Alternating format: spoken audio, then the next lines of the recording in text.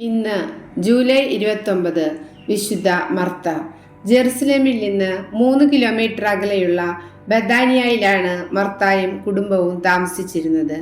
മർത്ത, മറിയം, ലാസർ എന്നീ 3 സഹോദരങ്ങളും യേശുവിനെ വളരെ പ്രിയപ്പെട്ടവരായിരുന്നു.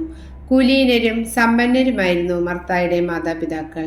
തങ്ങളുടെ ഗുരുവായിരുന്ന യേശുവിനെ ആതിഥ്യമരുളുകയും പരിചരിക്കുകയും ചെയ്യുന്ന കാര്യത്തിൽ ഈ സഹോദരങ്ങൾ വളരെ ഉത്സാഹം കാണിച്ചിരുന്നു. ഇത്തരത്തിൽ ഒരു സന്ദർശനം വിശുദ്ധ ഗ്രന്ഥത്തിൽ രേഖപ്പെടുത്തിയിട്ടുണ്ട്. ഈശോ ഇവരുടെ ഭവനം ഒരിക്കൽ സന്ദർശിച്ചപ്പോൾ മർത്ത യേശുവിനെ സ്വീകരിച്ചു. പക്ഷേ സഹോദരി മറിയം യേശുവിൻ്റെ പ്രബോധനങ്ങൾ കേട്ടുകൊണ്ട് അവൻ്റെ സമീപത്തിരിക്കുകയായിരുന്നു. ഇത് കണ്ട് മർത്ത യേശുവിനോട് പറയുന്നുണ്ട്, മറിയത്തോട് എന്നെ സഹായിക്കാൻ പറയുക. അപ്പോൾ ഈശോ അവളോട് പറഞ്ഞു, മർത്ത, നീ പലവിധ കാര്യങ്ങളിൽ വ്യഗ്രചിത്തയായിരിക്കുന്നു.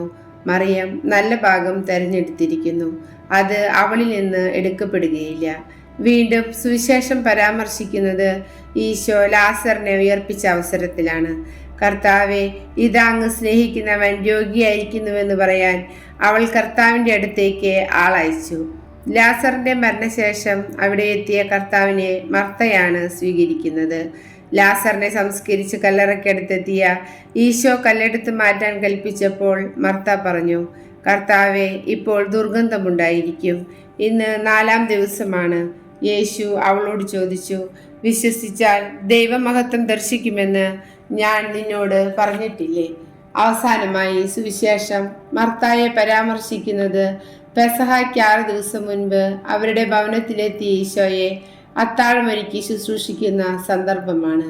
അതിനുശേഷം ഇവരെ പറ്റി പരാമർശിക്കുന്നത് ഇങ്ങനെയാണ്: ഈശോയുടെ സ്വർഗാരോഹണത്തിന് ശേഷം മർത്തായെയും സഹോദരങ്ങളെയും വേലക്കാരിയായിരുന്ന മാർസെല്ല എന്നിവരെയും മർത്തായുടെ ബാക്കി കുടുംബാംഗങ്ങളെയും നിരവധി ക്രിസ്ത്യാനികളെയും ജൂതന്മാർ പിടികൂടി.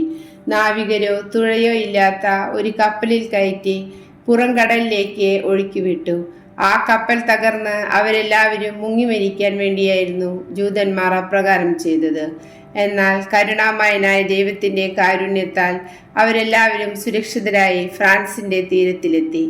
ഞങ്ങൾക്ക് ദൈവത്തിൽ നിന്ന് ലഭിച്ച കാരുണ്യത്തെക്കുറിച്ചുള്ള അവരുടെ പ്രബോധനങ്ങളിൽ ആകൃഷ്ടരായി പലരും ക്രിസ്തുമതം സ്വീകരിച്ചു. മർത്ത തൻ്റെ കാരുണ്യവും അലിവും അനേകർക്ക് സമ്മാനിച്ചുകൊണ്ട് നീണ്ട കാലത്തോളം അവിടെ ജീവിച്ചു.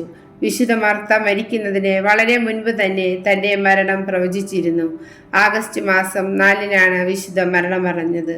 അവിഞ്ഞോണിലാണ് വിശുദ്ധ മർത്തായുടെ ശവകുടീരം നിലനിൽക്കുന്നത്.